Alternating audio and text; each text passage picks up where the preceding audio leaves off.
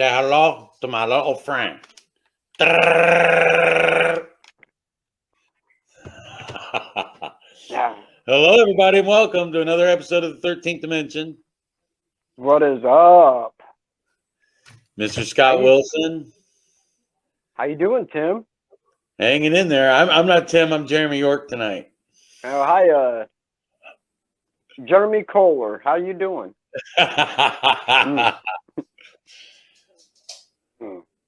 So Dude, before we get tonight's episode kicked off, we got a few announcements to make. Scott said he had a couple birthdays to mention. I do. I want to wish my brother Chad and my cousin Doug Larkey happy belated birthdays.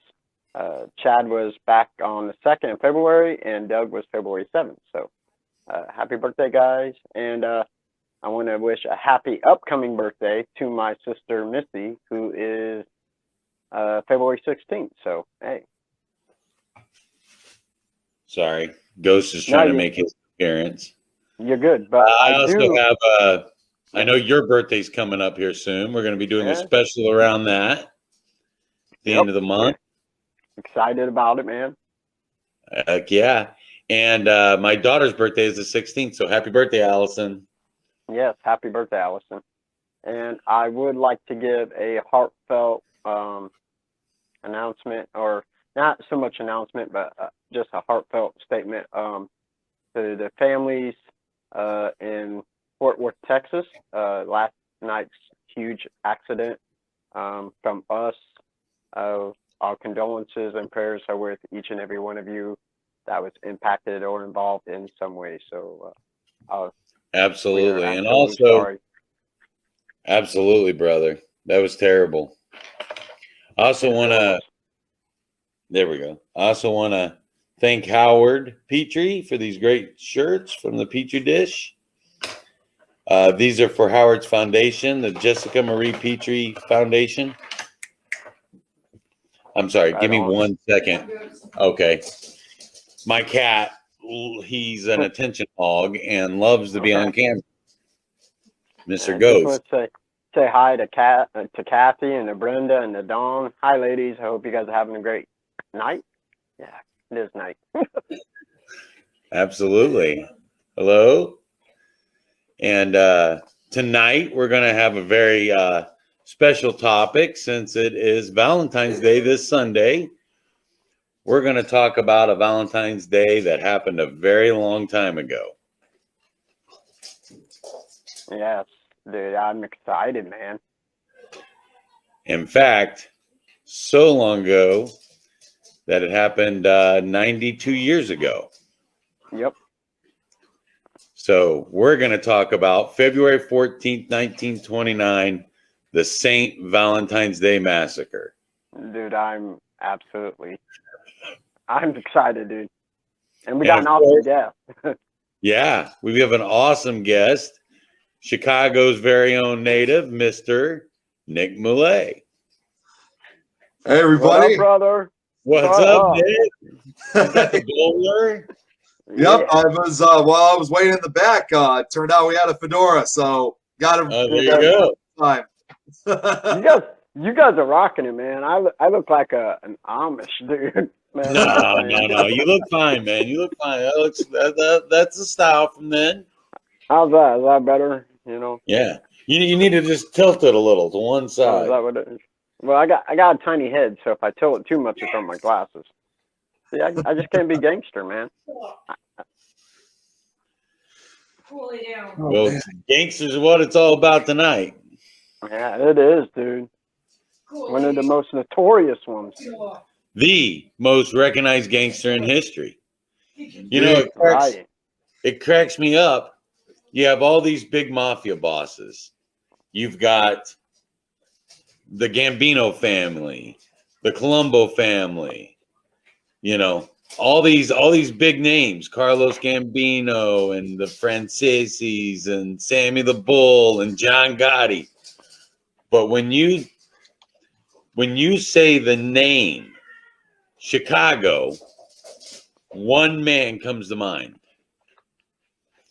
It should be two, because Nick Mulae should be one. And that other guy. Absolutely. So Nick, who's the number one guy that Chicago's known for? Alphonse Capone. Absolutely. Mr. Scarface. Scarface, indeed. That's why I did the opening the way we did it, because it's Scarface, you know? Yep. How do you not start it off with the famous line from the movie? But I do want to share this. I have a little surprise for Mr. Wilson here. Oh, you do? Oh. Yes, I do. This is a big surprise, too. So well, I'm a little guy, so I've got to remember. So we wanted to give everybody out there a glimpse of what it's like to be Mr. Scott Wilson. Oh, no. So I am going to pull this up here. And if I can.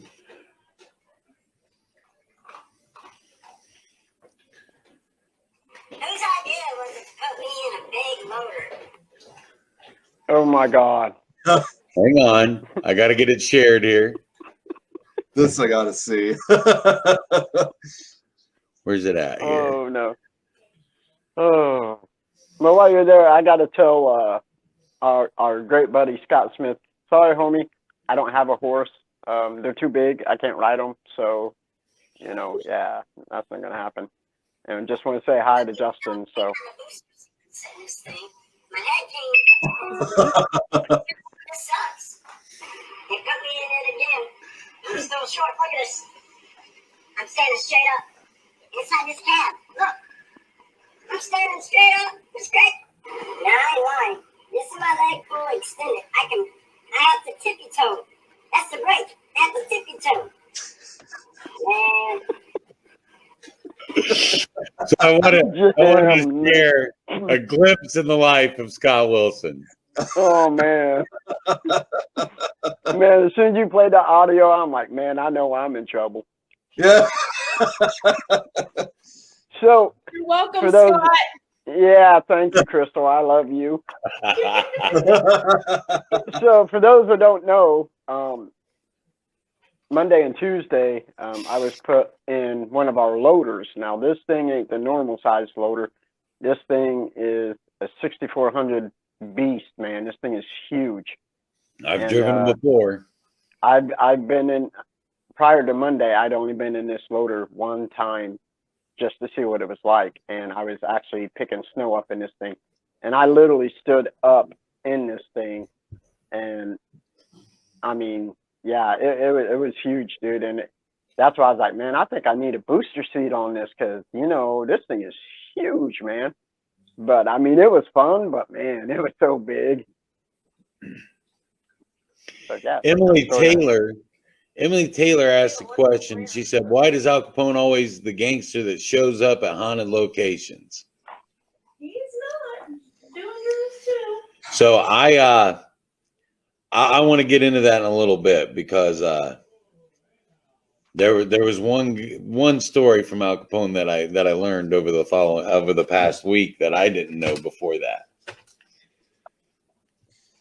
But let's get into Mr. Capone here.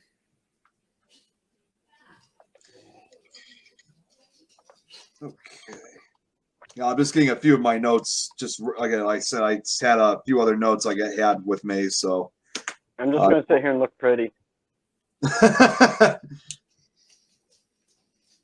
do you want me to start off or? Yeah, I know he was born in 1899. Yeah. So he was, of course, obviously sometimes known by the nickname of Scarface, you know, Alphonse Gabriel Capone. He was born in 1899, and he was obviously an American gangster, as we all know, an entrepreneur who, you know, he was very active during the Prohibition era as the co-founder and boss of the Chicago outfit. And his 7-year reign as a crime boss ended when, you know, he went to prison at the age of 33. But, you know, during that time, he was basically like the, how can I say it, almost like the real crime boss of Chicago, despite the fact that he was with the Chicago outfit, the North Side, and they were fighting against the South Siders. He really was the boss in those days. You know, it's like if you ever heard about anything of gangs back in the 1920s in Chicago, you could not think of gangs without Capone, obviously, because he was just so infamous. I always think about the famous Untouchables, Elliot Ness, and the police force that was made specifically to go after Capone. But the old cartoon soundbite is what I always think of when I think of Al Capone. Ness and his men are racing toward Capone's hideout. You know? That old cartoon thing. It's the first thing that pops in my mind when I hear the name Al Capone. And I got a picture here of Mr. Capone. Well, you know, Al Capone, I mean, when you hear OG, the original gangster, that man right there, he is the man. He's the first guy that pops to your head. Absolutely. And the truth is, Capone was one of those guys who not only did what he wanted to do, he made everybody else do what he wanted to do. Yeah. Some of the research, I found out why they called him Scarface. I don't know if you looked into that or not, Nick. Oh, I have. Yeah, he had obviously for starters, he had the scar on his face, but it's been a while since I've heard about how he got the scar, though. I've got it right here. So, Al Capone was working for Frankie Hale at the Harvard Inn as a bouncer at 18 years old.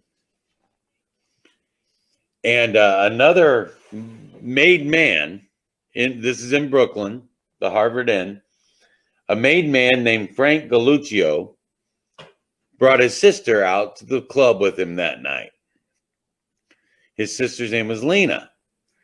Well, Capone kind of fancied Lena, so he kept hitting on her all night.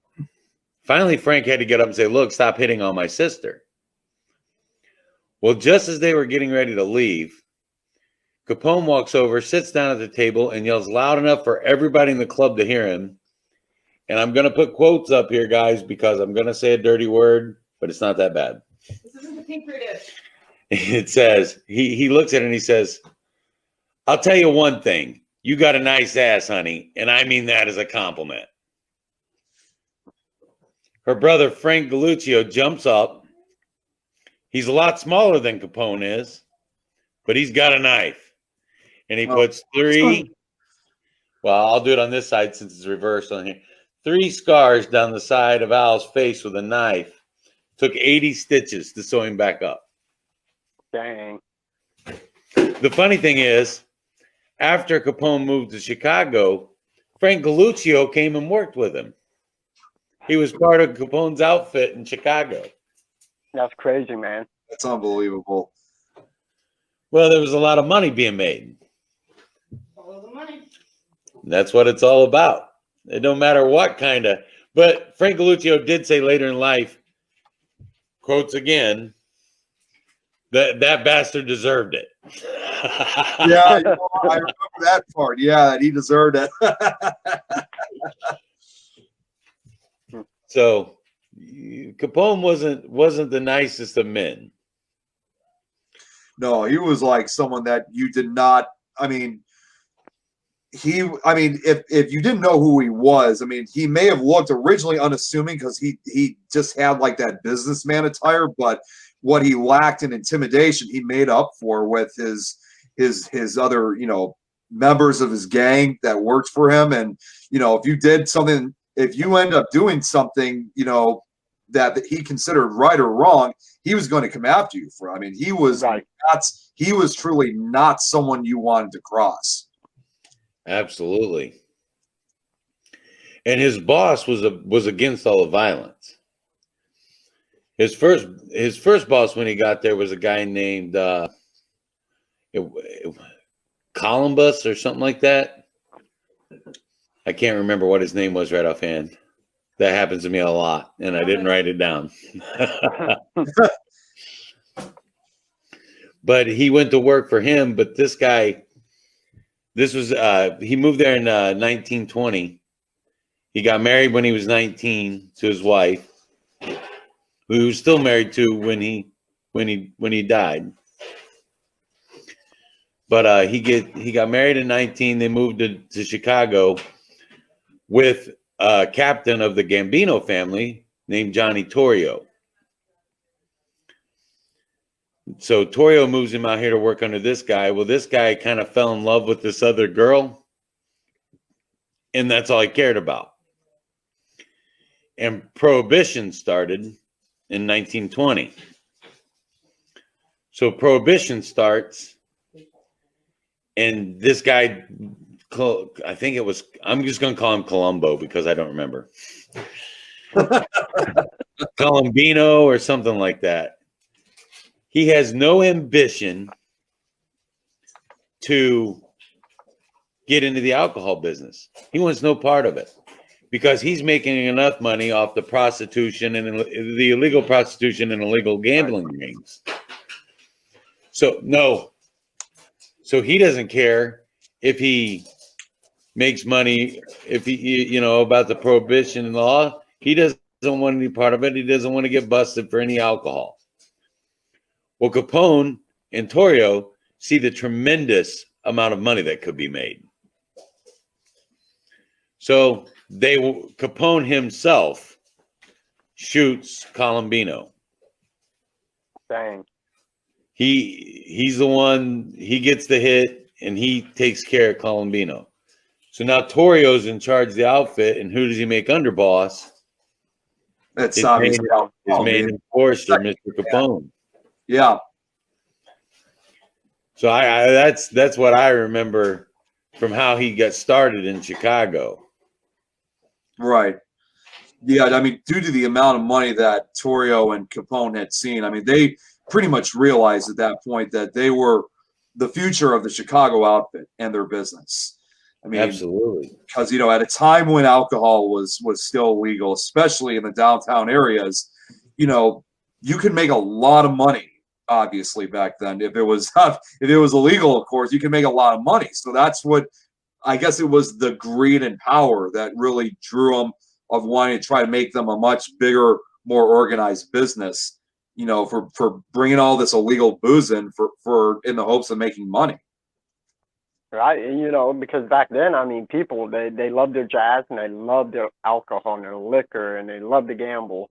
I mean, kind of like we still do today, but, with it being illegal back then, man, they would build these secret rooms, man, and yeah, dude, it sounds weird, but man, it would be almost amazing to live back then just to see what it was like. You know what I'm saying? Well, you got to remember too that Chicago, in my opinion, and I've heard this from a couple of different sources, but from my opinion, Chicago was really the birthplace of the Industrial Revolution in America, which had happened just a few years before that. And in the 1920s in Chicago, it was a major manufacturing area. Mm-hmm. So these people living in Chicago weren't the Manhattanites of New York. They were hardworking, down-to-earth people, and there were a lot of Irish immigrants. There were Italian immigrants. Yep. And there were immigrants from all over the world. But you're going to tell these guys they can't go to the bar and have a drink after work? Yeah. No, not Nobody cares. I mean, not to mention, when you think about it too, because this is the 1920s, you also had several former veterans who fought during World War I that were, who had just recently came back from the war. And typical of what happens with wars is, men come back from war. They see the hell that is war. And something changes in them, of course. You don't miss the war, obviously, but, there's not a lot of excitement, going to work every day or, wearing a tie, twisting a wrench or swinging a hammer. So they try to either drown out, what they experienced during the war by drinking, just try to come up with something fun. Of course, that also led to gangs as well, because, during that period, too, they need a place to go to be at places where with people like them. They didn't have to have the full reason of why they wanted to have a drink or act the way they did. They could just be. That's all they wanted. Absolutely. And these guys wanted a drink. Yeah. I mean, who can blame them for wanting a drink? And those drinks, that bootlegging, the moonshiners, the bathtub gin, all that stuff led into Al Capone bringing in $120 million a year was the IRS's estimate. Wow. And he wasn't paying taxes on any of it. Nope. Scott, we can't hear you. Yeah, you muted your mic. I did. Sorry. I said that's crazy money, man. Like 120 million a year. That is crazy. In 1920. Yeah, I mean, at that time, it was still huge. I mean, I'm not great at the math here, but by my calculations, that's probably close to $1 billion in today's money. Yep. A year. I mean, he's basically running a small corporation. Right. And he's paying off everybody. Al Capone himself bragged that he had 50% of Chicago's police force in his back pocket. Oh, yeah. That wouldn't surprise me. I mean, like with all the legal stuff, he would have to. I mean, it's almost like as if he basically had like control of the city, for all the sales that he was putting in. It's like he felt like as if he was kind of the bootleg mayor of Chicago, if you will. But best way I can describe him, because he was just so successful with it. Now, he did end up losing an election. He had an alcohol-friendly mayor, and the people of Chicago voted this other man in. And this man was serious about cracking down on alcohol. So Capone did move his operation for a little while. And he moved it out to the suburbs. And Nick here, you can help us out a little bit. If I'm not mistaken, Cicero is in the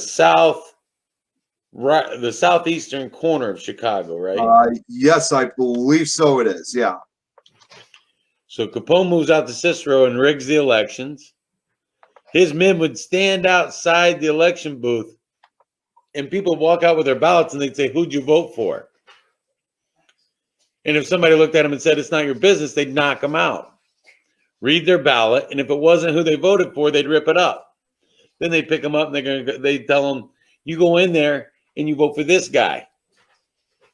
And they would go in and vote for that guy. So, they rigged elections. They had the police force in their pocket. They had judges, lawyers, everybody. In fact, at one point in time, Al Capone was known to have 12 different lawyers on his payroll. That's crazy, 12. Man. That's unbelievable. That's a crazy amount of lawyers for 1920s. Yeah. That's a crazy amount of lawyers for now. He had doctors on his payroll that would come in and perform surgeries and remove bullets from guys so that they didn't have to go to the hospital, so the police were never questioned. Yeah. I mean, he had everybody in his pocket, and he was smart about it. Nothing was in his absolutely. Name. Hey, if you got that money and you can play your cards right, man, like he was, all these people on his payroll, you're not going to get caught like that. Yeah, he clearly knew what he was doing. I mean, as far as I know, no other gangster, especially here in Chicago, did what Al Capone did. I mean, just the way how he had everybody on his payroll, with, in order to also avoid, law enforcement from infiltrating. As far as I know, to date, no other well-known gang member has done that. He was just so successful with it. And let's face it, 90% of Americans were against prohibition anyway. It was a law nobody really wanted. Right. So he's bringing in the money. The cops don't care if he's breaking the law by selling liquor because they're in his bars drinking with their wives. Yep. So I watched a funny story the other day about the famous, the famous green Green Lounge that he used to go to all the time. Green Lounge. Yes. So he would walk into the Green Lounge, and when he walked in, he had a special booth set in the middle of the club where he could watch both exits. So both ways into the club, he's got covered. Now, behind the bar, there's still, to this day, there's still a trap door that you can go down into the cellar, and then there's tunnels that lead out to the street. So if the police raid, he could just jump the bar, go straight down this tunnel, back out the street, and escape. The guy was smart. He had nothing in his name. While he had a flamboyant personality and he was a snazzy dresser. I'm talking. Right. The man was such a snazzy dresser. He wore Italian glove silk underwear. Really? I didn't know that. Yes. He literally wore Italian glove silk underwear. I mean, that's smooth. I don't care who you are. That's smooth. So the guy's this snazzy dresser. He keeps his hands clean. He lives modestly there in Chicago. His home in Chicago isn't huge. It's not a big place, but he had his whole family living in it. And his room was actually a very small room in the house. Yeah. Yes. So Capone was this man that just, while he was larger than life on the outside, he had a private side too. His house was in his wife's name. His car was one of his cars was in his mother-in-law's name. Now, here's another fun fact. In 1921, a brand new Hewlett Packard cost $600. So Capone's driving around in a $600 Hewlett Packard, and he realizes this isn't really the car for him. So he custom orders a Cadillac. Nick, you probably know about this a little bit. Yeah, it's starting to sound familiar. I think I've heard of this story. Yeah. This Cadillac is armor plated with inch and a half thick bulletproof glass. The entire inside of the car is armor plated, and it's got swing panels where they can stick guns out of the car and fire. Yep. So he gets this Cadillac limousine that's armor plated, bulletproof glass, cost at that time $600 for a brand new car. Mm-hmm. That car at that time was $20,000. Wow. In today's money, he estimated it at $250,000.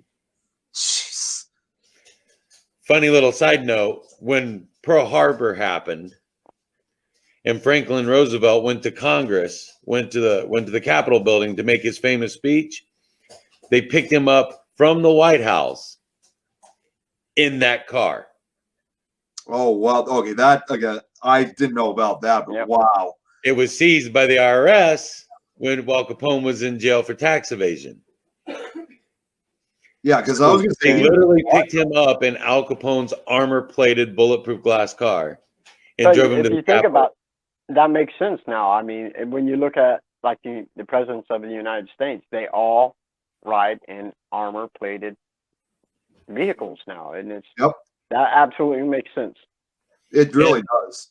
The funny part of that story is Franklin Delano Roosevelt's walking out of the White House to get into the car, and he looks at the guys around him and says, "Somebody send Al Capone a note and tell him thanks for the ride."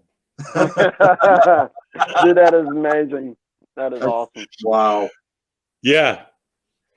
He thanked Al Capone for the ride to the Capitol building. But let's fast forward a little bit. So you have the gang wars of 24, one of the bloodiest times in Chicago's history. There were bodies laying everywhere. And then everything calms down, and then Johnny Torrio dies. So now Capone is the head of the family in Chicago. He's the boss. Yep. So what happens next? Capone is going on. They have the city divided out in sections. And his biggest rivals are the North Side Gang. ran by a man named Bugs Moran. Bugs Moran, correct. Well, Bugs Moran wasn't too happy with how much money Capone was making, so he kept trying to muscle in on Capone's territory. So then we get to the subject at hand, guys. Yep. February 14th, 1929. It was a bad day for some people. I'm just saying. To this day, it's the single bloodiest mob hit at one time. Absolutely. The St. Valentine's Day Massacre. Yeah, you know, and the man, Al Capone, he was able to plan it and get it pulled off, and that's what's amazing. And just listening and reading up on some of this stuff, it's really interesting. It was a domino effect after this happened, which we'll get into.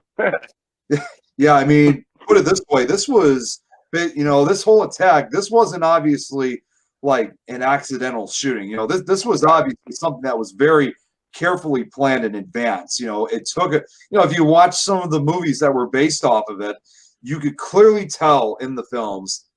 Prior to the massacre, they talk about how they're going to do this, when they're going to do this, who exactly, like where exactly are they going to be at that point, who are you going to shoot and kill.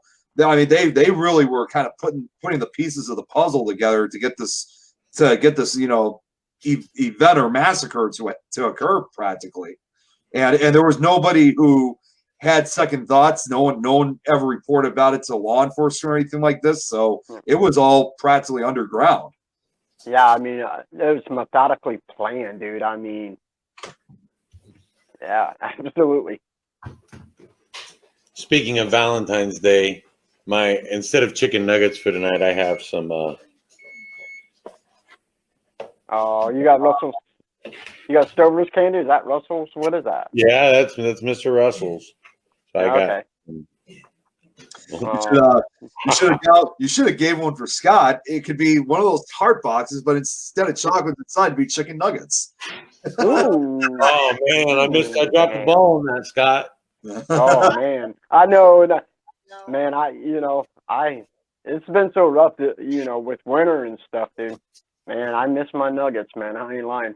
I mean, we had Little Caesars tonight, which I'm fine with, but man, I do. I'm sorry, Wendy's. Sorry, I'll get your nuggets soon. It really has been hard to get out and around here.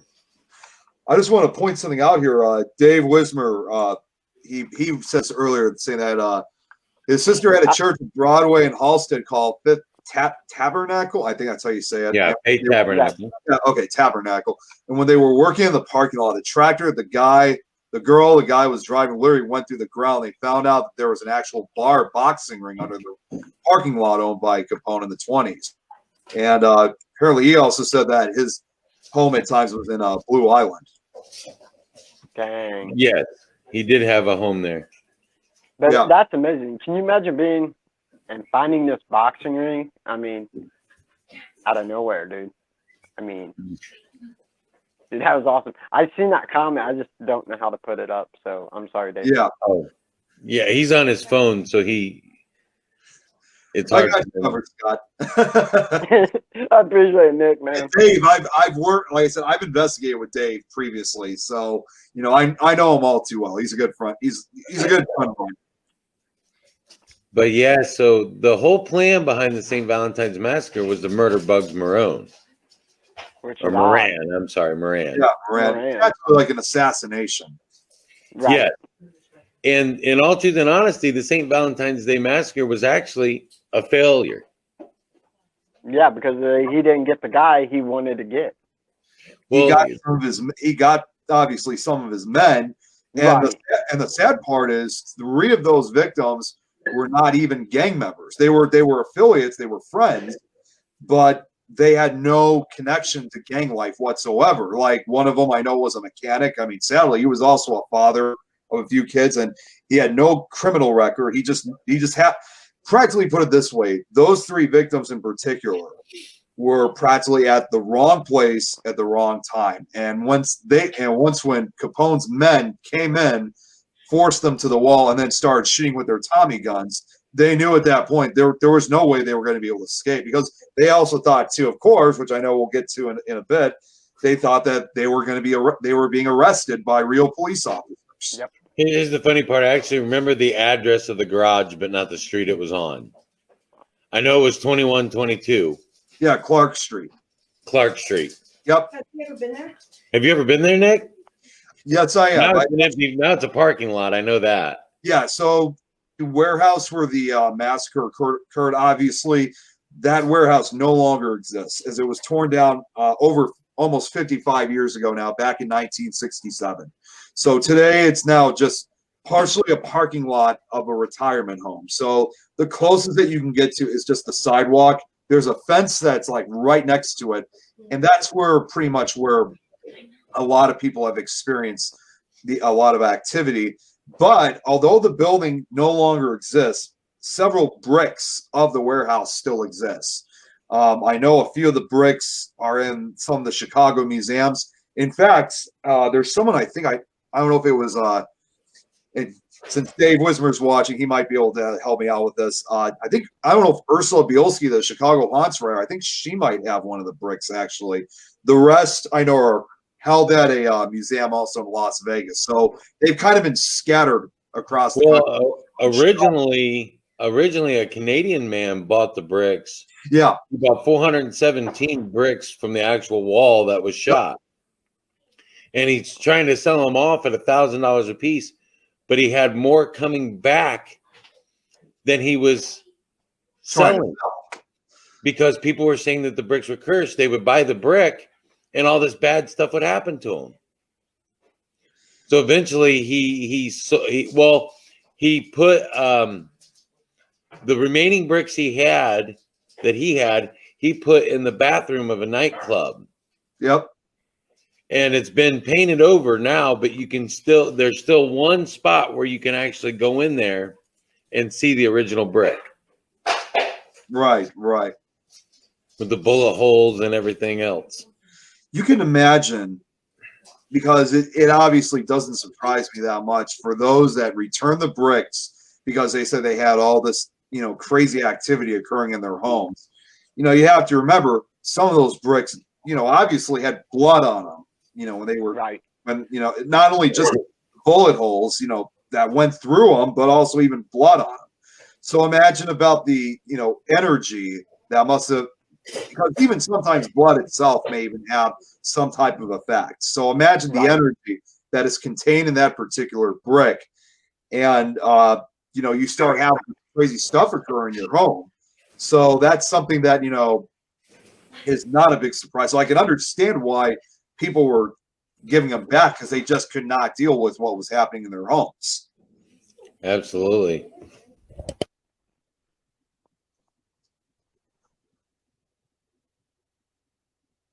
Did I go mute? No, you're still there. It looks like Tim went. No, I muted. I've got my microphone out. And I muted it for a second. Hey, so Dave did a couple good. Yeah, that's right here. I'm glad you got my back, Nick. Too bad Tim don't. Never. I was just getting ready to do it when Nick did it. I don't have a mouse. I'm on my laptop, so I've got the little pad thing, and my big fingers aren't exactly great for that. No, that's what she said.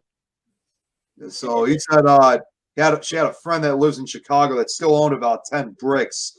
If I remember correctly, after getting the bricks, his life completely fell apart. His wife left him with one of his kids who died. Then he ended up having a massive heart attack, and he still has the bricks. But yeah, most of them have been sent to the Las Vegas to a museum. So that's something that's obviously one of those contributors, which later sold them to Las Vegas. Man, that is crazy. Yeah, I couldn't imagine the energy, like you were saying, Nick, with the bricks, having blood and whatever on it, man. I definitely want to see them, though, man. I ain't gonna lie. That's something I want to see.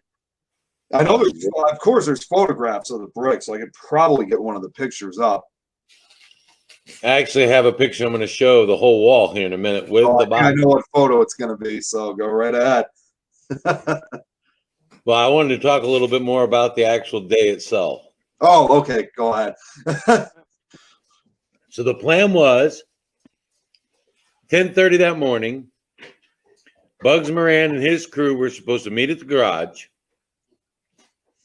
Capone and his crew were supposed to meet at the garage. They were supposed to have a little sit down, nice, easy chat, talking about who's controlling where, who's got what.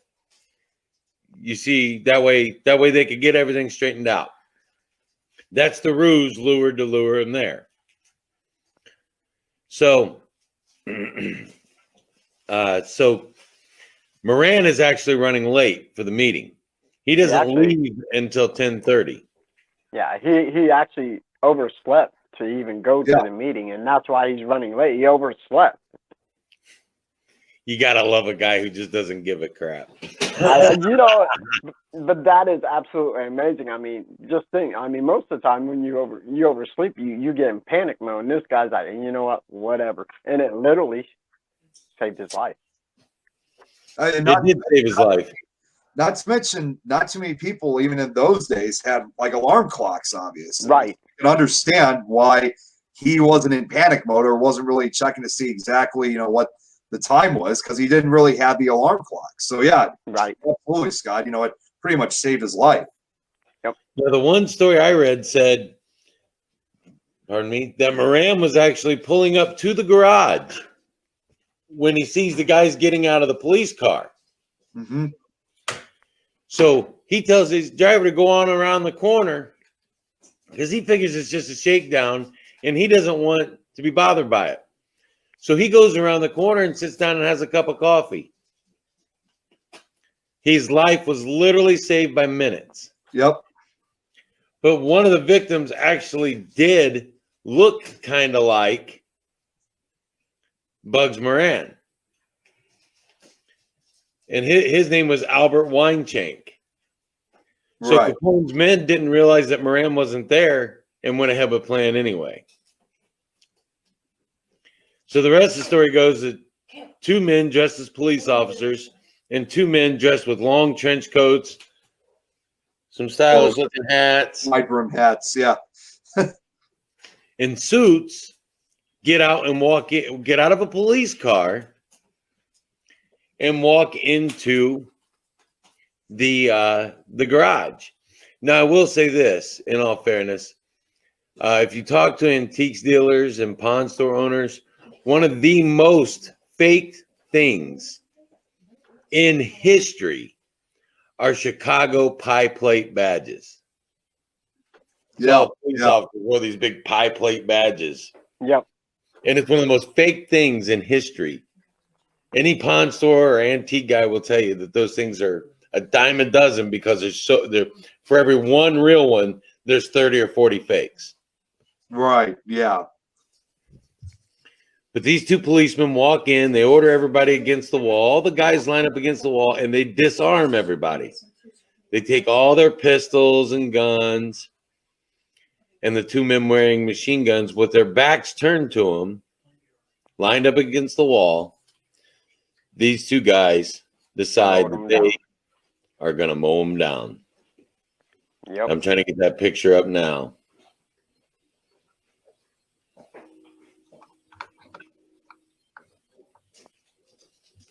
Of course, it's obviously, in addition, while you're getting that up, it's also one of the most famous crime scene photos in history. Absolutely. Viewer discussion is advised.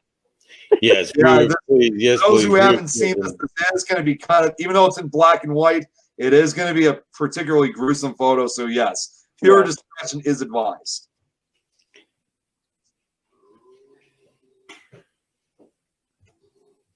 Yep, there it is. There it is. So as you can see, the body's strewn out across the floor. The man leaning on the chair wasn't even one of Moran's men. Mm-hmm. That's Frank Gusenberg. Yep. And he didn't die right away. He actually lived until later on that night and then passed away.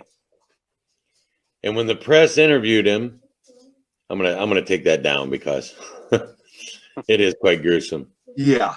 When the press interviewed him, they asked him, they said, "Who did this to you? Who shot you guys?" And he said, "Nobody shot me. Nobody done it." He wouldn't even rat then because he was too afraid if he did live, what would happen? The whole family get whacked.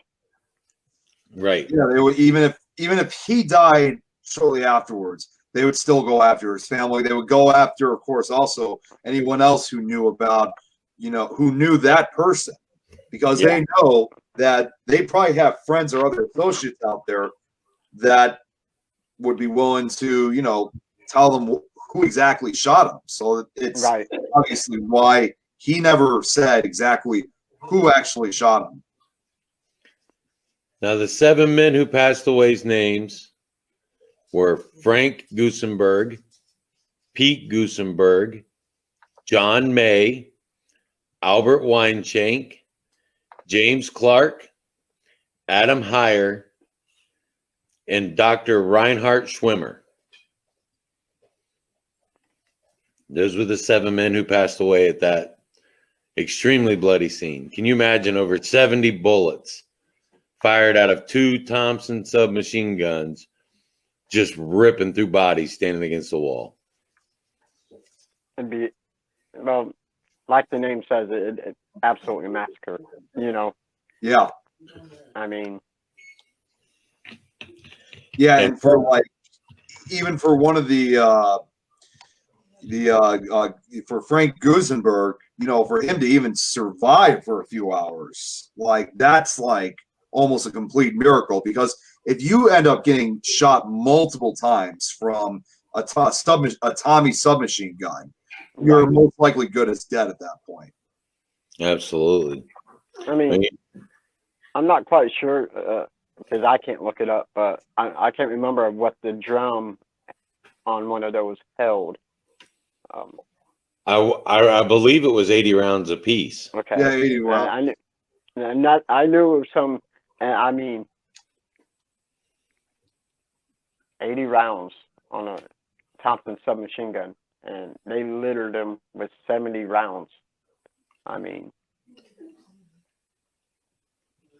Well, you got to remember the Tommy gun was used in World War I. It was used again in World War II for a while. And in some countries, they still use it to this day. So it hasn't, even though we don't use it here in the U.S. anymore, it hasn't really widely been, forgotten in a way. And I'm actually looking this up right now.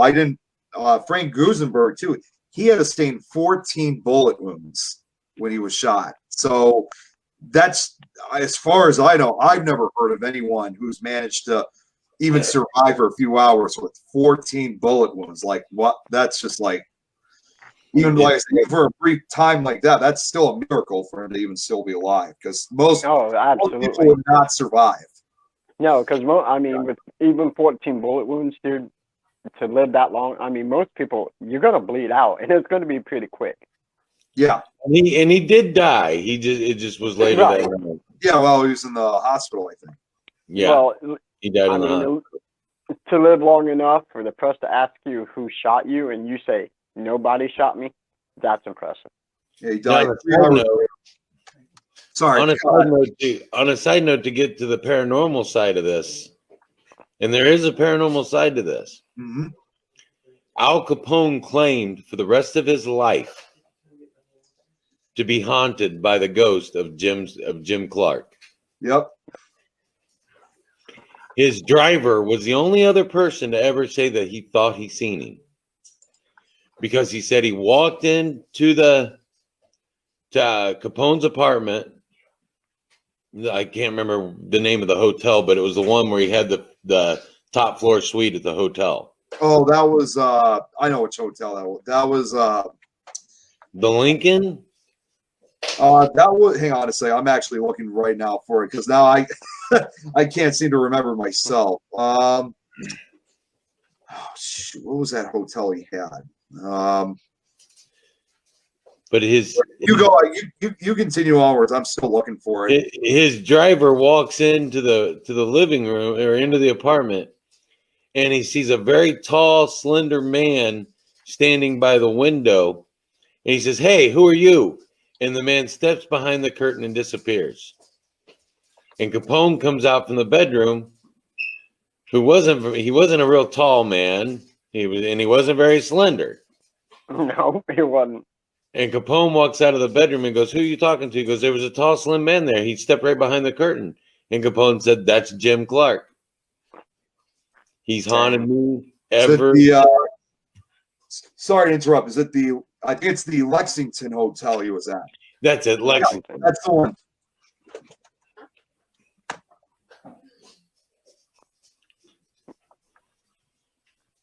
Yeah, it was known as.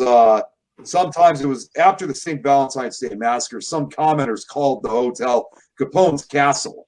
So this was obviously a hotel that he was very frequent. He frequented a lot. Yeah. And I'm sure served his booze. Yep. Oh, absolutely. But yeah, I just thought that story was interesting enough to share on here since it's a paranormal show.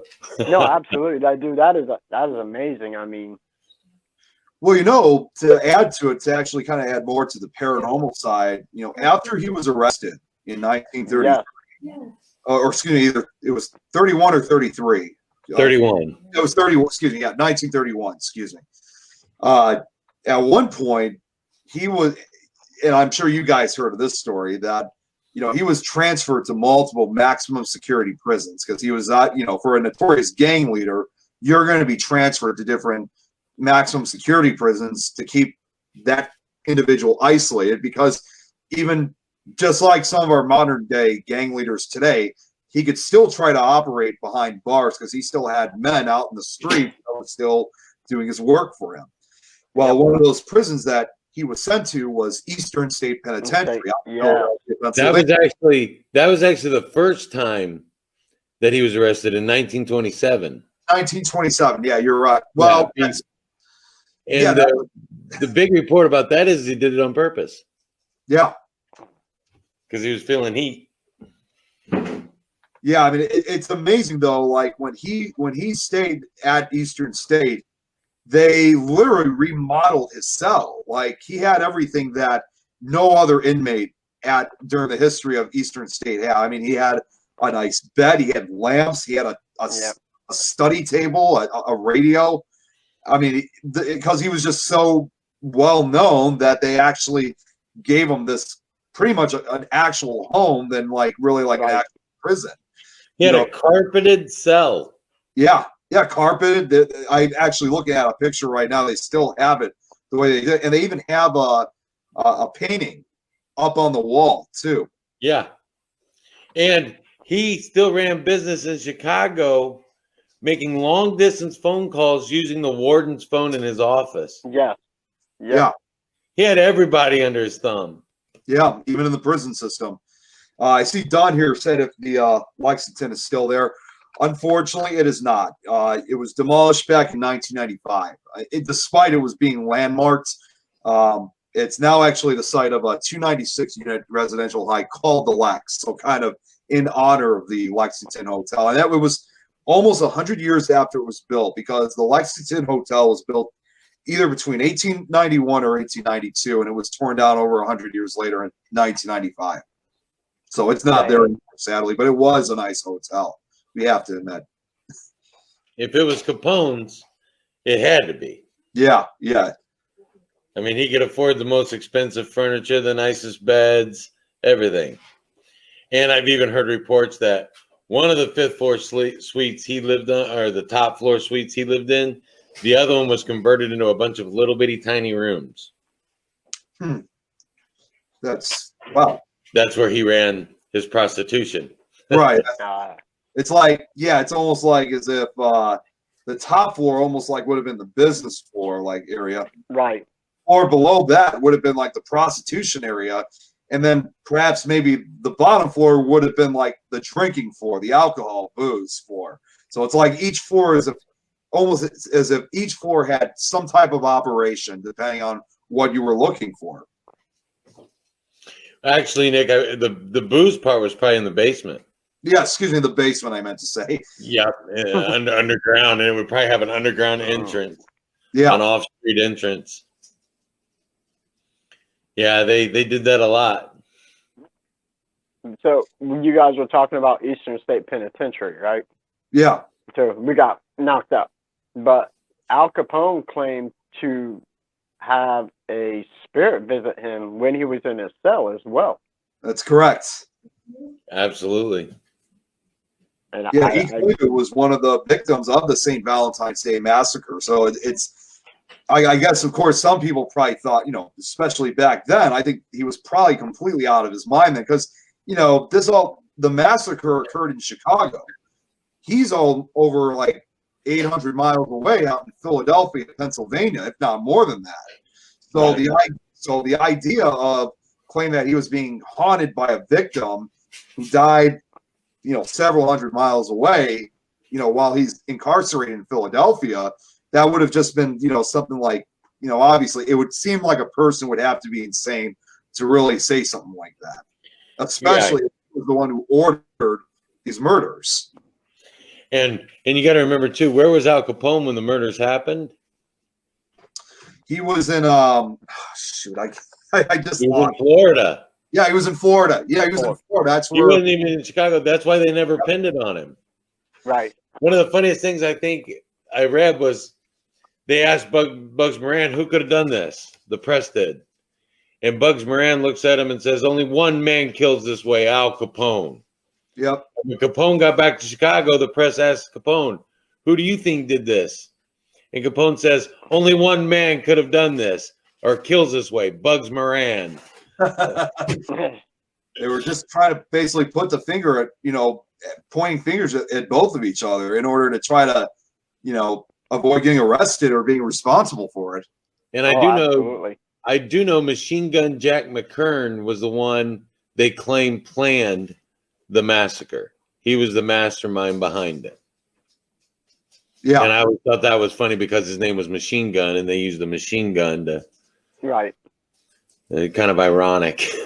Yeah, I mean, of course, too. I mean, the machine gun, obviously, especially back in those days, was definitely the weapon of choice to use, not only just for the massacre, but for the other gang wars that occurred. I mean, that was an easy weapon to get unlike today, back then it was an easy weapon to get your hands on. Yep.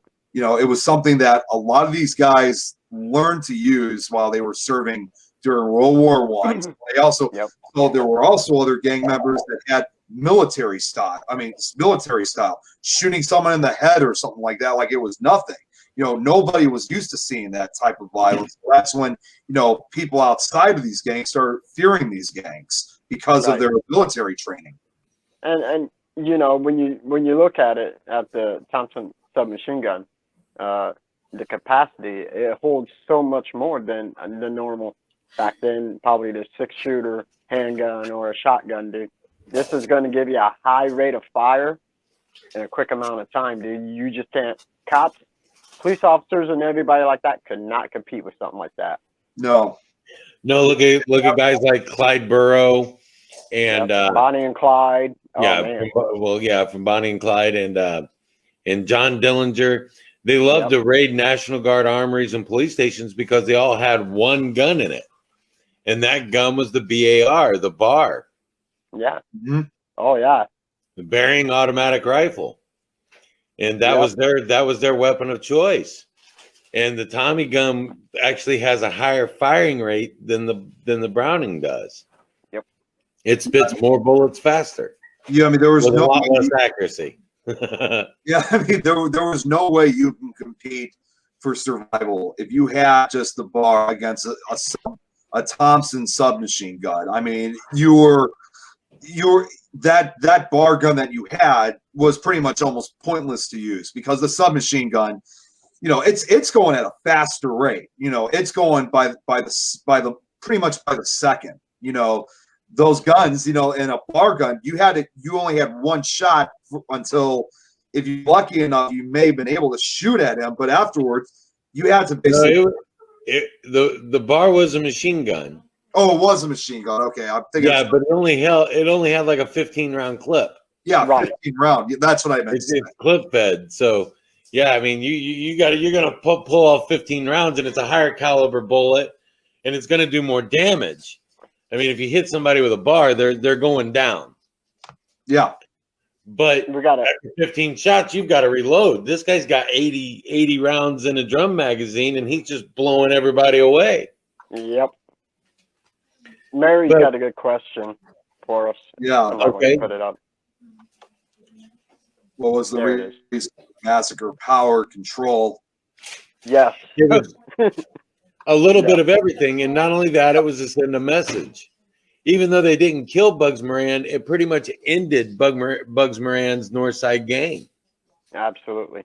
Yep. And so yeah, it was the end for them. They had nothing left after that. He took control of the entire city at that point.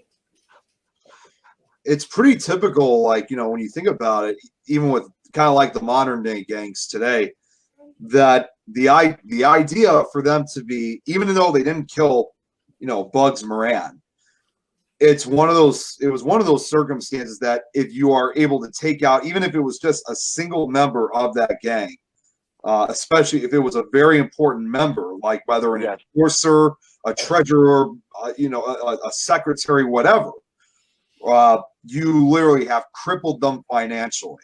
So that's pretty much, you know, like you said, Tim, why the North Side didn't have as much, you know, after the massacre. Right. And yeah, you're right. I mean, after the massacre, it did really cripple Bugs Moran on it.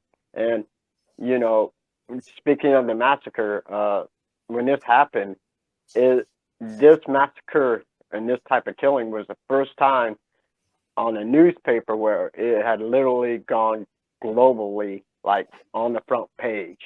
Mm-hmm. I remember reading about that this type of thing, I mean, yeah, it was pretty crazy and a big, I don't want to say significance to it, but for something like this to go globally on front pages of all the newspapers, I mean, pretty much it was like the crime of the century. Right. So that's why it hit a lot of the news headlines. Right. And this massacre also what sparked Elliot Ness and the Untouchables. Yes. This started a war against the gang violence. It really did. It sparked an entire war against gang violence. By the way, I do have a picture of Al Capone's scars, if you guys want to see it. Sure. I'll pull that up right now. So there's Capone with his scars. Yep. Right over to the side of his face. Yep. Coming down from his ear, so. He carved him up pretty good.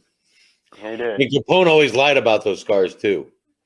He never told anybody he lost a knife fight in the bar. Right. He told everybody he got him in World War I, which he was never served.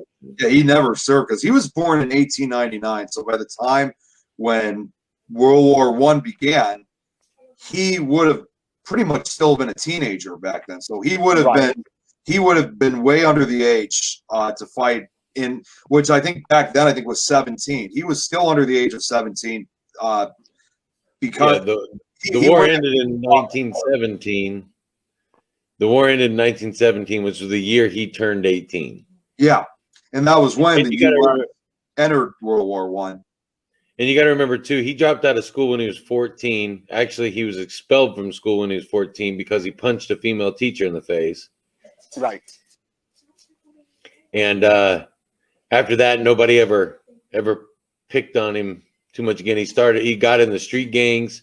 Johnny Torrio actually got him, Frank Hale actually got him into the 5 Points gang in New York. So that's where he really became his first gang experience. But yeah, he was ruthless. Nobody stood in his way. And to go back to the question at hand, he did all that to not only to break up the Northside gang, but to show every other gang that could possibly even think about rivaling him, you better not. Yeah. Oh yeah. You're gonna do what I say. He literally took control of the entire city after that.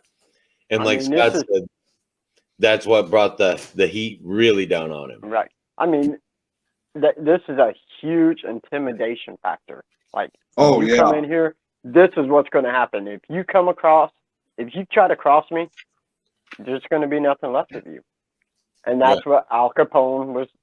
And this is my opinion.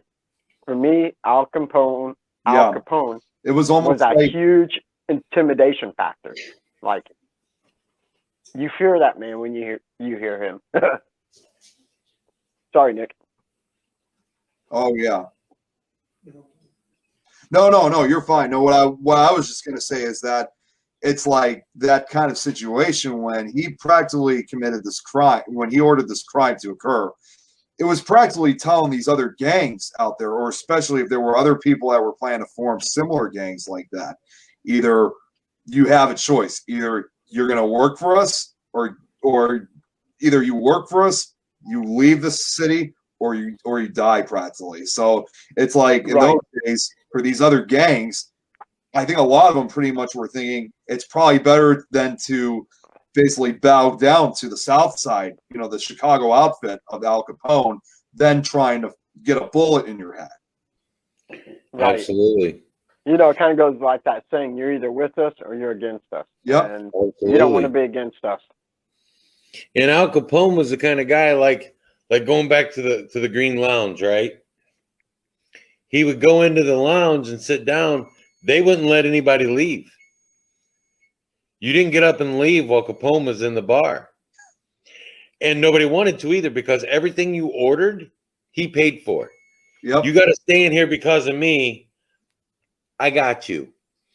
He was a huge tipper. He would walk up to the waitresses and just slip them $5 for no reason. You're doing a good job taking care of that table. Here's $5. And to tell you the power that this guy had, his great nephew, who is still alive today. Yep. His last name is Hart. His great nephew goes and has a drink with one of Capone's brothers, who was alive in the 1970s. And they sit down at this bar, and this kid is 18, 19 years old at the time. And he sits down with Capone's brother at this bar. And his brother looks over the bar and he says, "What kind of beer is that over there?" And the bartender says, "Oh, it's a local made beer by this guy." He goes, "You don't sell that here anymore." And the guy says, "Okay." Takes the bottles out of the case right in front of him. This is 30 some years after Al died. Yeah.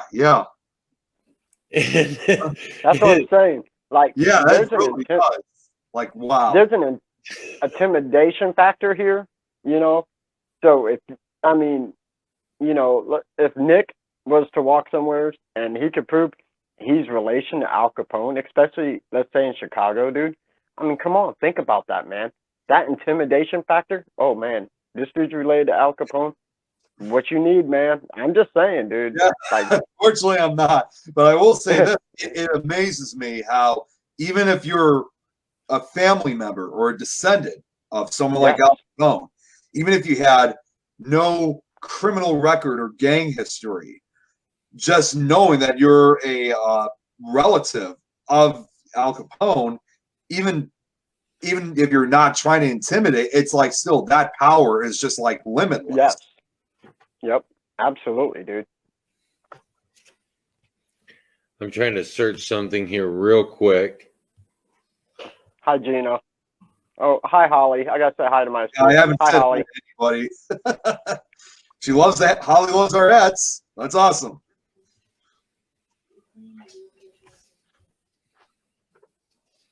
I'm just looking over the comments right now. Okay, I answered Lexington's question. Let's see.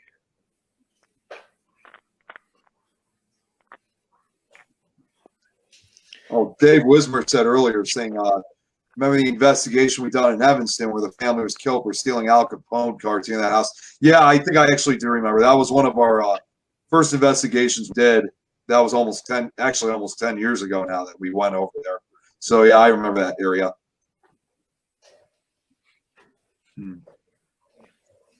Not too many questions other than that.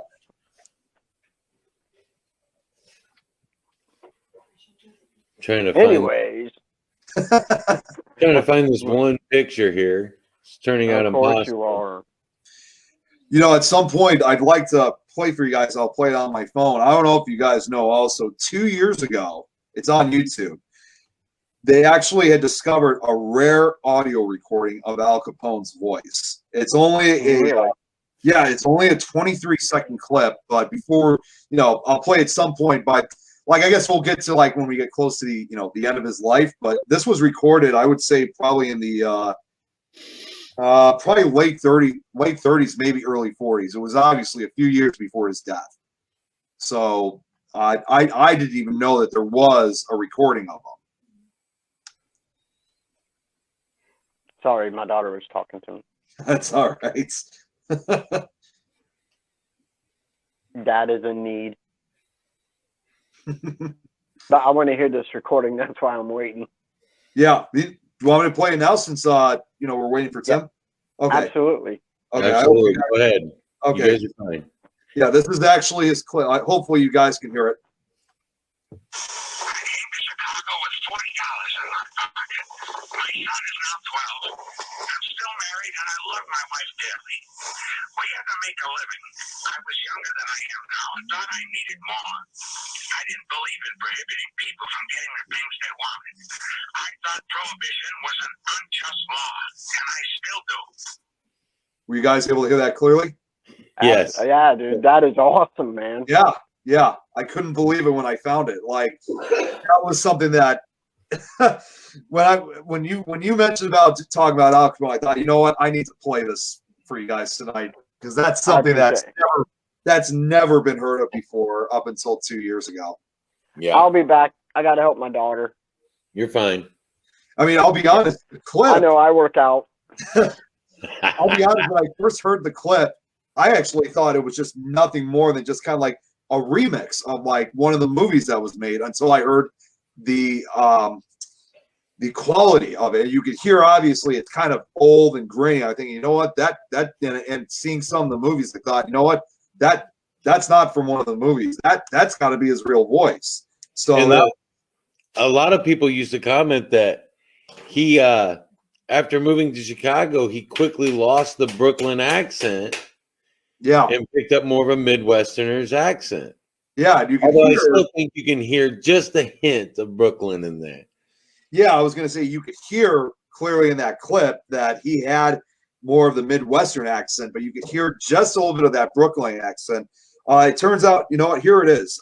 Someone actually wrote this on the video. This was an interview Al gave on the way or in federal prison in 1931. His son, Francis Albert, was born in 1918, so it verifies that year.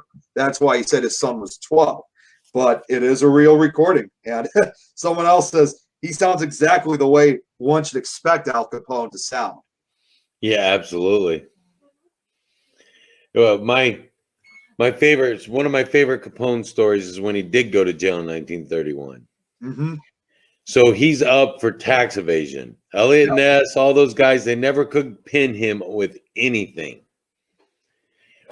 But one of his accountants made one slip up one time, and they nail Al Capone for tax evasion. Yep. So 1931, Capone's getting ready to go to trial. The day the trial is to begin, the judge finds out that Capone's men have gotten to most of the jury members. Yeah. So the judge orders a new jury the morning of the trial. And that's what brought down Al Capone. To this day, he was sentenced to 12 years in prison. To this day, it is the longest prison sentence for tax evasion ever. That's correct. Yeah. I mean, it's like no one else has ever served a sentence that long for simply tax evasion. Right. No one ever. And he didn't serve all 12 years. No. But in 1931, he's made to go to prison. And like you said, they moved him around a couple of times because the prison review board kept going in and saying he had too many people on the inside. Yeah. So in 1934, they move him to the last prison he ever goes to, Alcatraz. Yep, Alcatraz. I knew you were going to say Alcatraz. They sent him to the Rock. Yep. You know, considering that this was like this was a prison island, he would think that they obviously would have thought that, well, because he's at Alcatraz now, you know, they're literally around the California coast. He has no people, like no contacts, no one that he could reach out to, and certainly no way to escape in any way or get people to come to visitation and carry out those orders. He was practically at that point at the end of his rope once he hit Alcatraz, because there was just no other way that he could, you know, get his contacts then. Somebody on here said hi, Tim, so I waved. Oh, well, I thought you was waving at me, man. I'm like, hey, I ain't been gone that long. Yeah, in 1934, they moved him to the Rock, and he actually did hard time. In fact, yes. He was stabbed while there with a broken pair of scissors by a guy who was trying to extort money from Al Capone. Well, Capone literally looked at him and said, "Look, dude, I got hit by the IRS. What money do you think I got? You know? Yeah. What money do you think I got?" But Capone, he did really hard time there, and it really affected his mind. And we have to remember that Al Capone contracted syphilis and never saw any treatment for it in 1920. Yep. So the years go by, and syphilis is slowly rotting his brain. right. Which reminds me, kids, don't go to prostitutes. Okay. I mean, at this point, he was practically losing his mind at that point. Like, he was not even really the typical individual he was previously. It's like his mind was just slowly disintegrating. And it really was.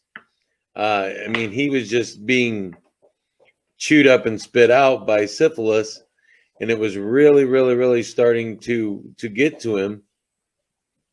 And what we have to remember is that it cost more back in those days to keep a prisoner healthy than it did to keep him locked up.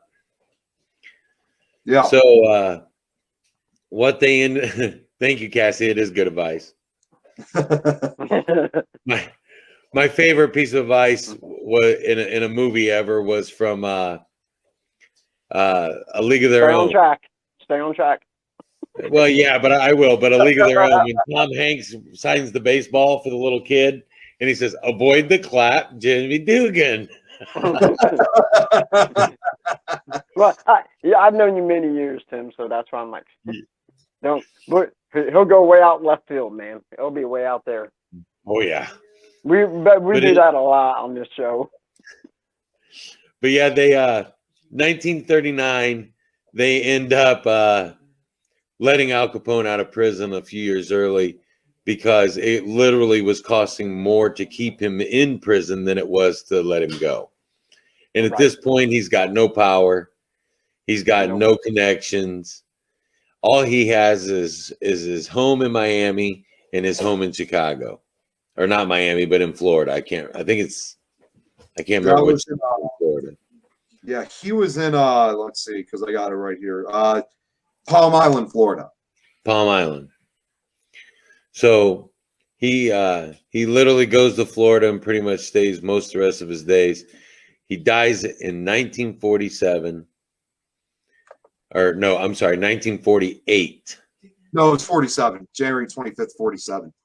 Oh, is it? Okay. Yeah. So he was like 38 years old. No, 48 years. 48. Yeah. My math's not working tonight. I got you. Yeah, 48 years old, he dies. And I wanted to show everybody this because even though he said he had no money left from the IRS, his body was flown back to Chicago or taken back to Chicago for burial. He's buried in Chicago. But this is what I wanted to show everybody, what I was looking for earlier. His casket blanket was $30,000. Wow. made of orchids and geraniums.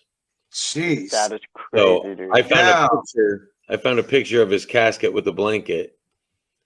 So I was gonna pull that up. It's kind of odd because it's off to the side there, but you should be able to see it there. See, I've never seen these pictures before, so yeah, this is like wow.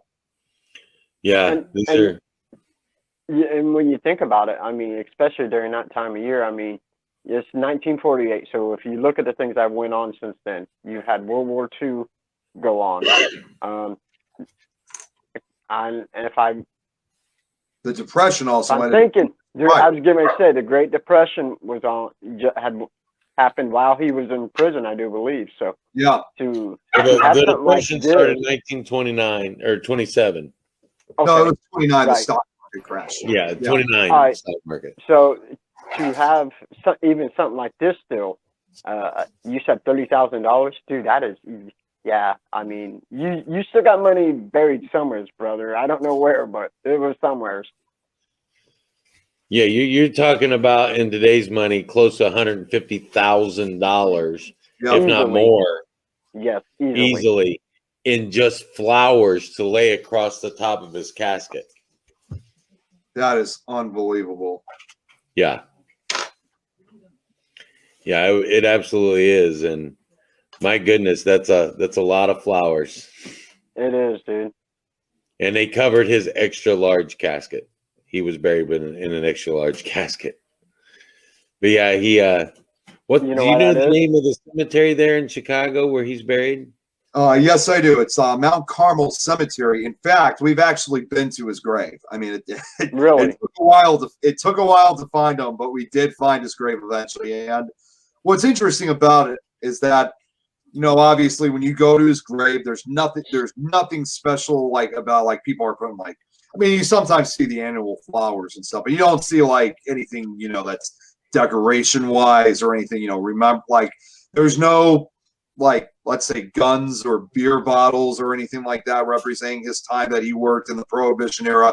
It's pretty much just like any other grave at Mount Carmel, and that's of course the authorities probably keep an eye on it too. So that's probably why it's a rather hard to like once you find it, you know that's his, but that's why it's a relatively difficult grave to find.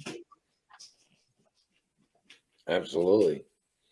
And I mean, here lays the most notorious guy in the history of gangs. I mean, like I said earlier, to this day, when you go to a foreign country and you say the name Chicago, one of the first names of anybody that pops into somebody's mind is, oh, Al Capone. Yeah. I'll be back. You know, it didn't matter where you go, how you go there. When you mention Chicago, it's not the Cubs, it's not the Bears. Nope. It's Al Capone. He's Al Capone. Yep. He's been, let's see, 73 years now since he passed away. Yep. He's been gone for 73 years, and he's still synonymous with the city. He's Dude, still. when you hear gangster, the first person that pops into most people's mind, especially our age and, you know, especially like Nick, Al Capone, man. That's the first person that pops in your mind. Name me a gangster, Al Capone.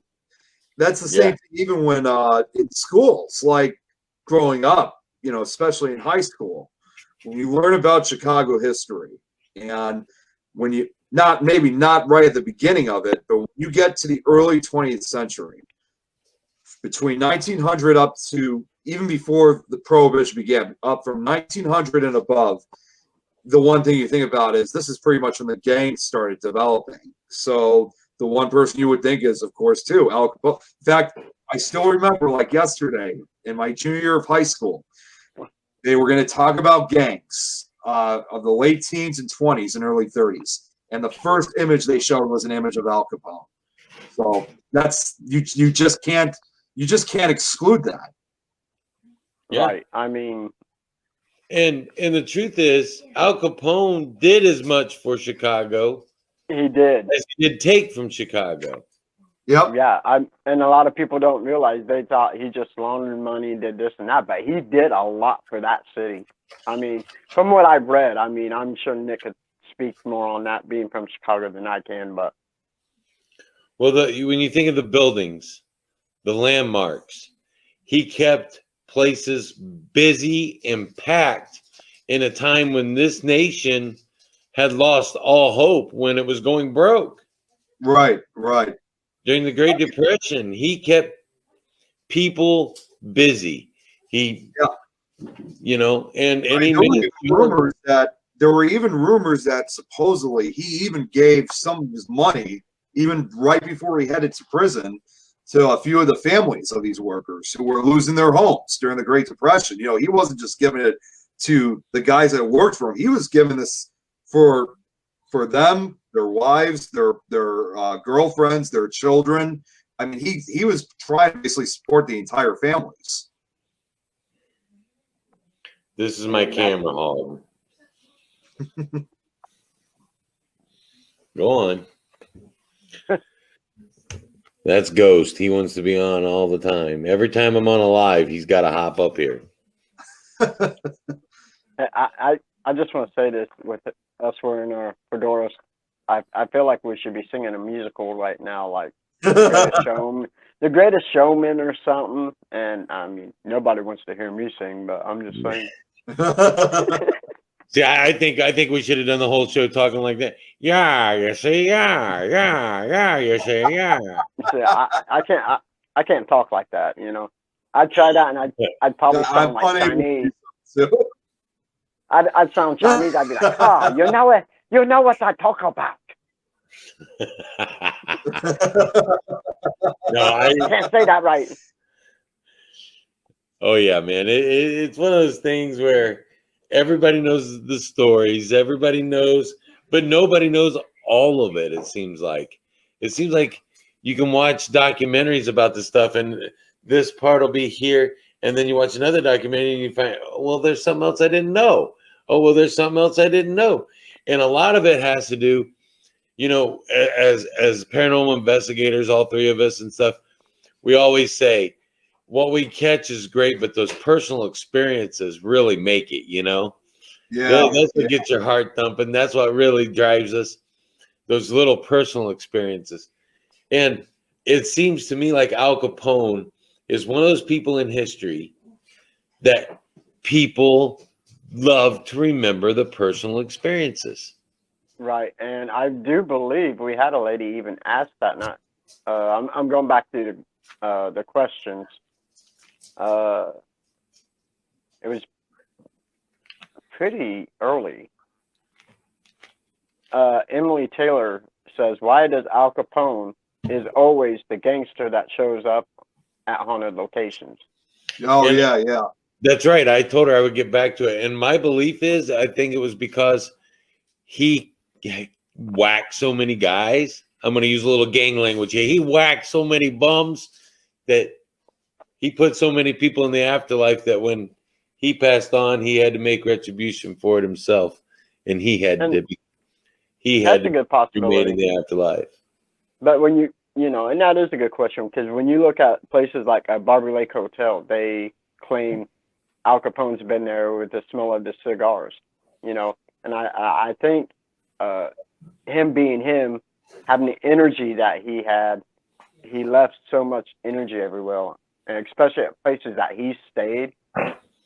That's my theory, but I mean, either that or it's, like you said, with the people that were killed around him, so much residual energy with him, or attachment.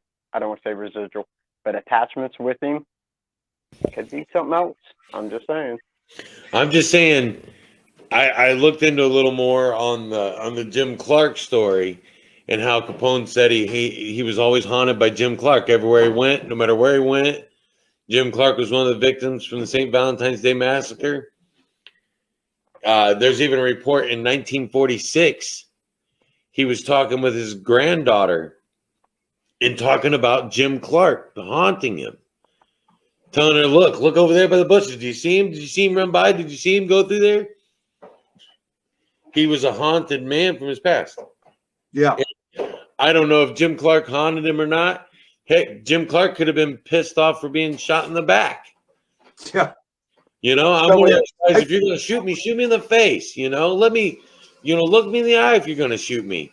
Don't shoot me in the back. That's cowardly. Right. So, and it would have been taken that way back then. Jim Clark would have been extremely mad that he was shot in the back. You're a bum if you shoot somebody in the back. So, could the fact that he was so haunted in life turn around and make him haunted in death? And why is he seen everywhere? He went everywhere. He is everywhere. He's Al Capone. Yeah, I mean, we got 2 locations here. Actually, one of them is in Indiana itself. We have a place that's about 45 minutes away from here called the Mignola Hotel, which is out in Fox Lake. Now, the Mignola Hotel, I mean, that was constructed back in 1884, and during the 1920s, it was supposedly a weekend resort for Al Capone. Now, unfortunately, the hotel has been closed down now for about over 50 years now. No, excuse me, almost 60 years. It was closed down, I believe it was 63, but the bar and restaurant remained open from the 70s and forward. And then the bar and restaurant closed over almost 10 years ago now in 2012. So the whole hotel's been closed down since. But there were beliefs that Al Capone actually stayed, because you have to remember, this was Fox Lake.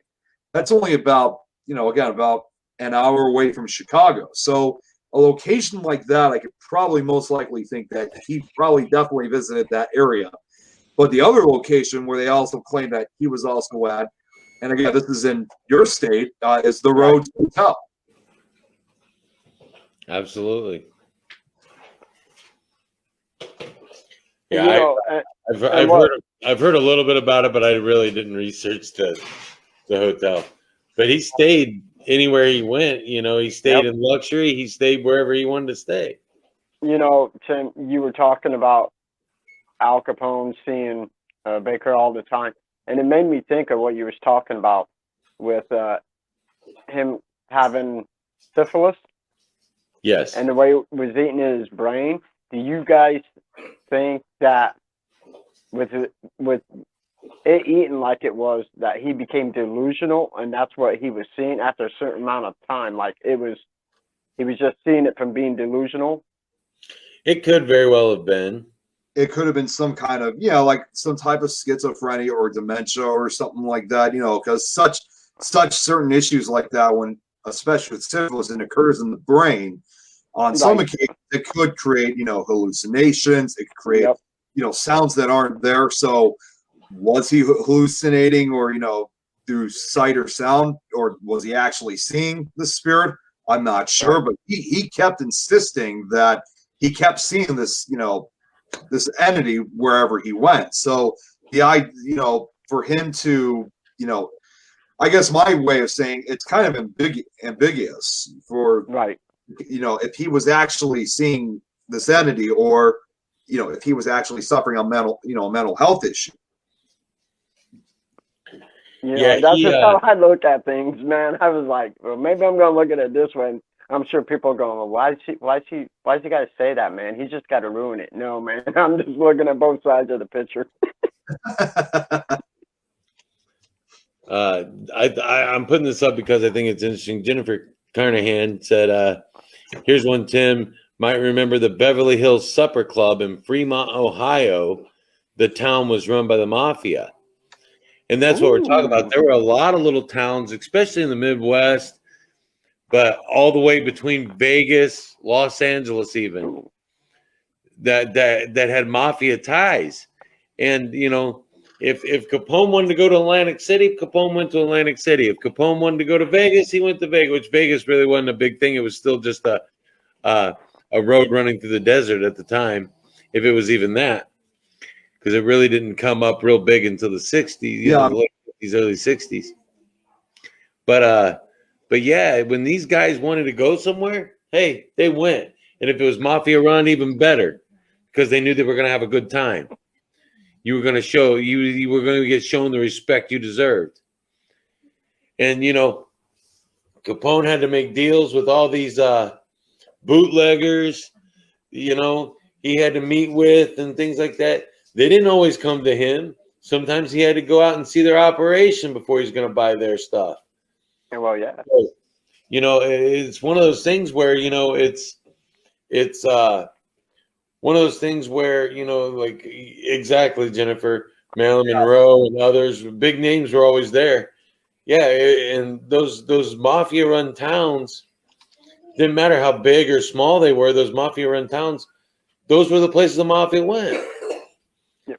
Because you were going to get shown respect, you were going to get shown a good time, and you were going to own the city, you were going to run the town.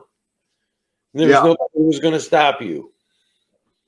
Don Marie Kelt said Peoria, Illinois.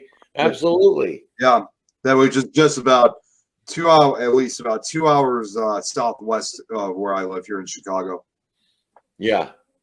There were little towns all over that had mafia ties. And they're not even little towns. They're actually fairly good-sized towns. Yeah. And, people went, to visit these places.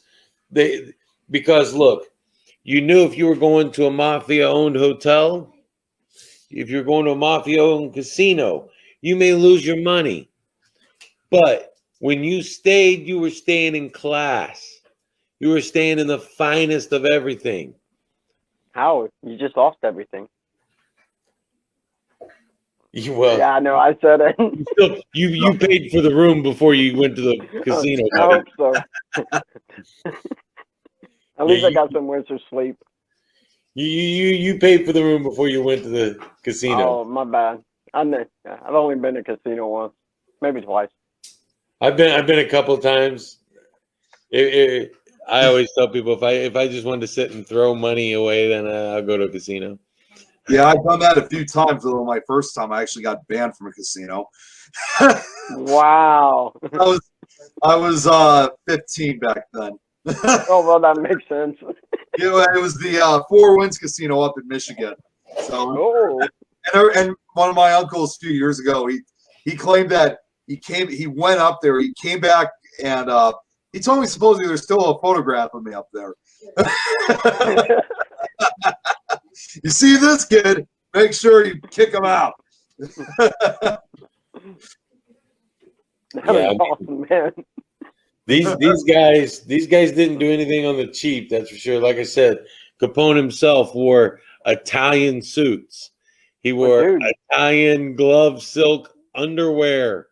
Like you said, I mean, it was all about class. You had that money. You wore the nicest outfits. You ate at the best restaurants. It's basically like being a celebrity. He was a celebrity, dude. Just the way to put it. He was a celebrity. He just like today's celebrities.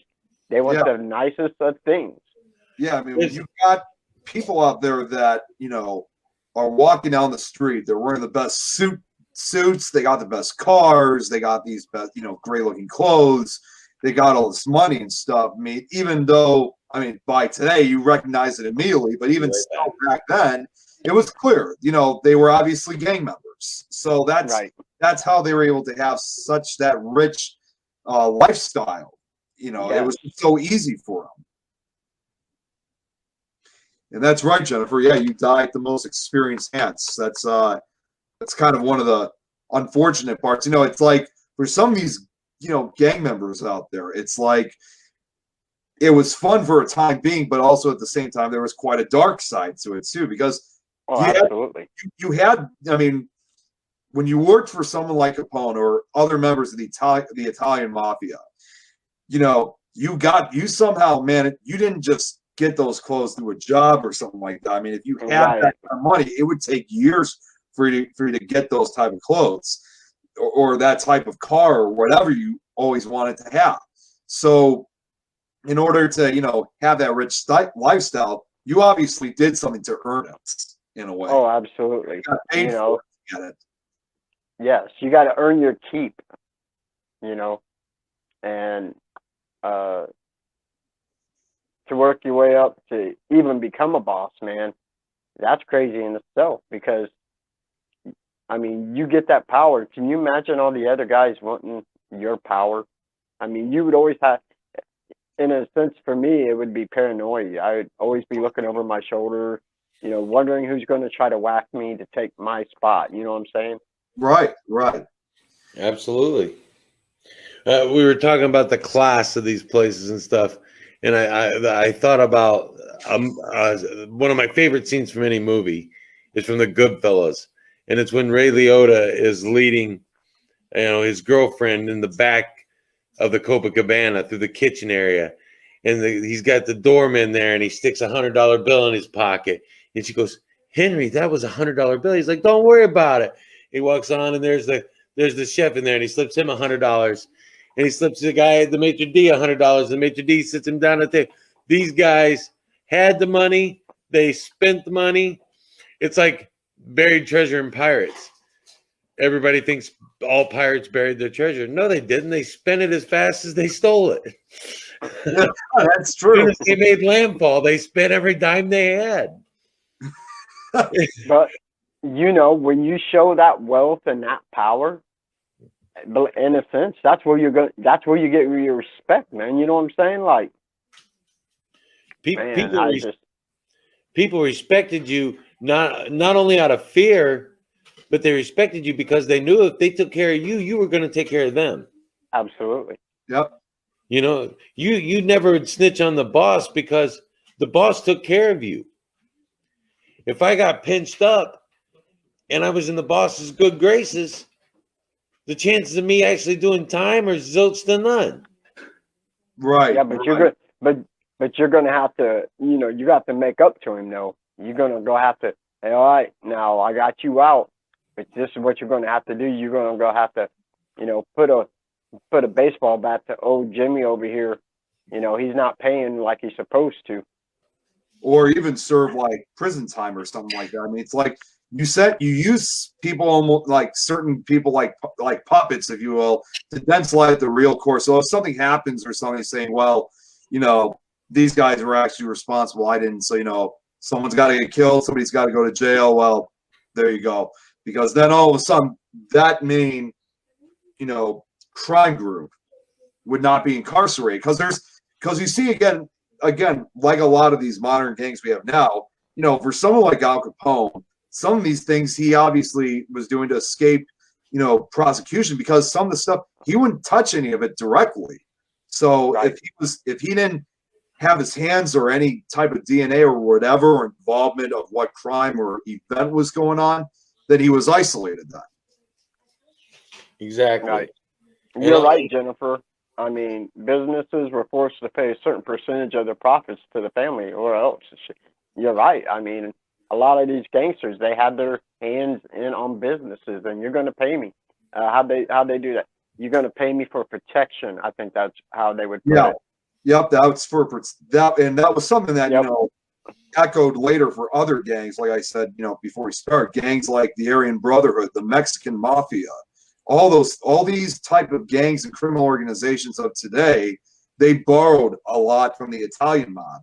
So they you know, the rules are similar. I mean, the Mexican Mafia, in fact, I think was the first gang to actually really do that. But, you know, to differentiate themselves, they call themselves La M, which is Spanish for the letter M. So, you know, like there were a few members that didn't think that the term Mexican Mafia, you know, had a distinct Hispanic flavor to it. So they came up, they argued about trying to come up with a term that was more Hispanic and would not be synonymous with the Italians, so they can make them. So, but either way, they borrowed a lot of what the Italian mob had. Yeah, and still to this day, stuff that the old timers did is still being borrowed. Yep. You know, they didn't come up with this stuff overnight. This stuff has been passed down to them from the guys from Capone's time. How do we make a lot of money? How do we get a lot of dough? And it all funnels. And the way the mafia works is it all funnels up. Michael Francesi, who was a captain in one of the crime families, in an interview I saw with him, he said, you know, he said, I was bringing in $15 million a week. $15 million a week. And he said, and that's what I was bringing to the boss. That's not even my cut. Right. What I was making for them. So, you know, guys like Al Capone that are sitting on the top of that pyramid, you know, these guys that are sitting on the top of the pyramid, they're the ones making all the money. But like I said, that guy under you that made you that money, I bribed this cop that works his beat to make sure he doesn't get pinched up. You see, that's how the protection worked. Right. For the businesses and stuff, hey, nobody's going to mess with your bill. You got a customer that refuses to pay? Call me. Yep. You got somebody that owes you a bunch of money on a tab? Call me. I'll break his freaking legs. Oh, absolutely. That's the way it was, you know? Yeah, I mean, again, just hearing all this, it just echoes like from what happens today. It's like, even though a lot of those gang members that were kind of the true pioneers of starting what kind of the modern gang life is like, even though a lot of them are gone, you know, dead and gone, you know, for, you know, however long, depending on which individual you're talking about, there's still a lot of these modern gangs that pretty much, in some way, it's like a nod to the Italian mob, the Chicago outfit. Again, they were the first ones to use, you know, protection and stuff, and say, you know, hey, I don't like this guy. Let's do something about him or something like that. Exactly. And you think about it, I mean, like you said, even today, I mean, there could still be just as much Italian mafia as there is. It's more low profile, and you don't hear about it like it used to be. I'm sure it still exists. It's just they've gone more underground and more. Right. Yeah, what it says here, because I looked it up. For example, the Chicago outfit still exists today, although, of course, they're not as, you know, in the news, obviously, as they were compared, you know, years ago. They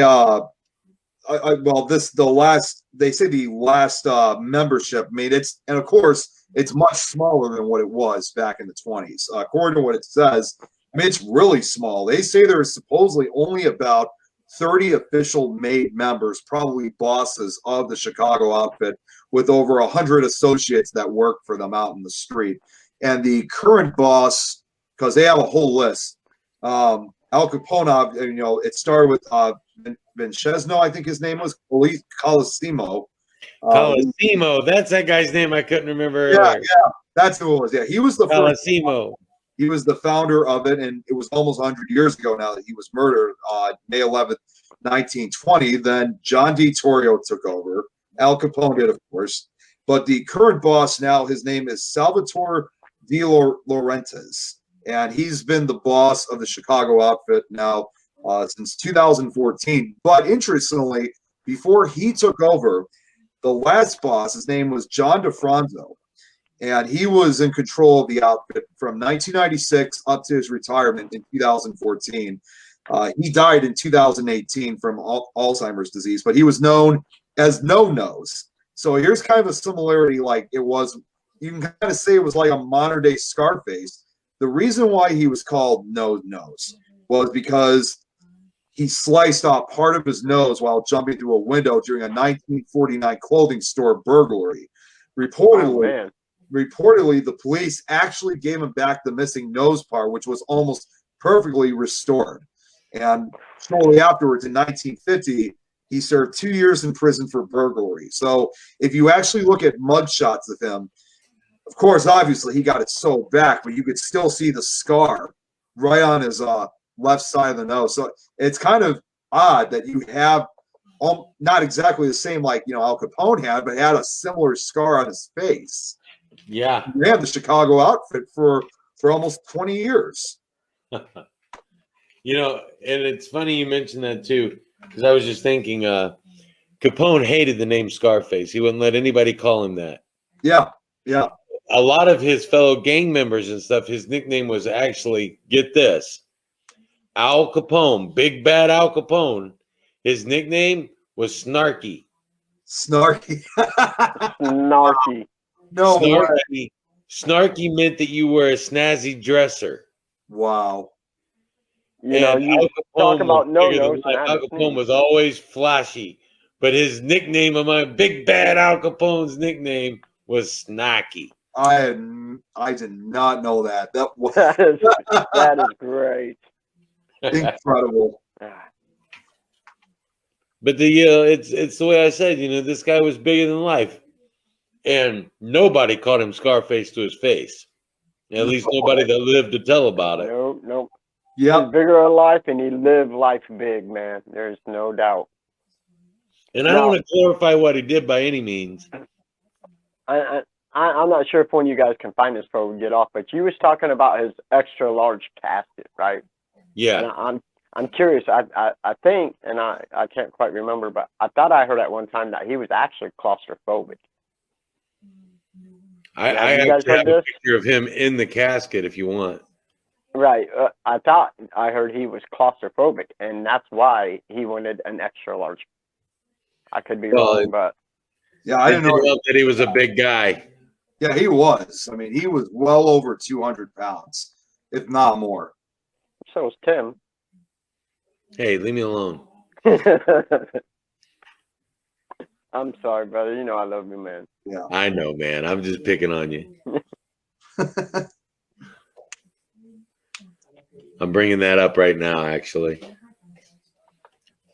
Nick was talking about no-nos, and I had to sneeze, man. I'm like, thank God I got one. There you go. Yep, there we go. Yep. Oh, man. Yeah. Okay. No, you're right. Yeah, I can see why. Yeah, he was a big dude. Yeah, he was. He was only about like 5'8", 5'9". Okay. So a little bit his short. average height. Because I'm 6'2", so he would be a little bit shorter than I would be. So he was a lot like just a little. Those whatever. You got to remember, 100 years ago, guys didn't get the size they get now. Right. I don't know what you're talking about, bro. I know you don't know what we're talking about, Scott. I know that. I should have had that picture of you standing next to your coworker ready to go tonight. Oh, with Dane? Yeah, dude. He's a big dude, man. 6'11". That's crazy. Wow. That's huge. Yeah. That's bigger than me, then. You haven't seen it, Nick? No, I haven't. Oh, dude, I'll send it to you, dude. Yeah, it's crazy. Me and my buddy Dane that I work with for the city. The street department has the tallest and the smallest guys. So Dane's 6'11" and I'm 5'1".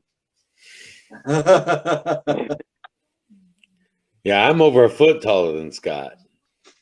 Shut up, man. Hey, don't feel bad, Scott. But I weigh twice as much as you.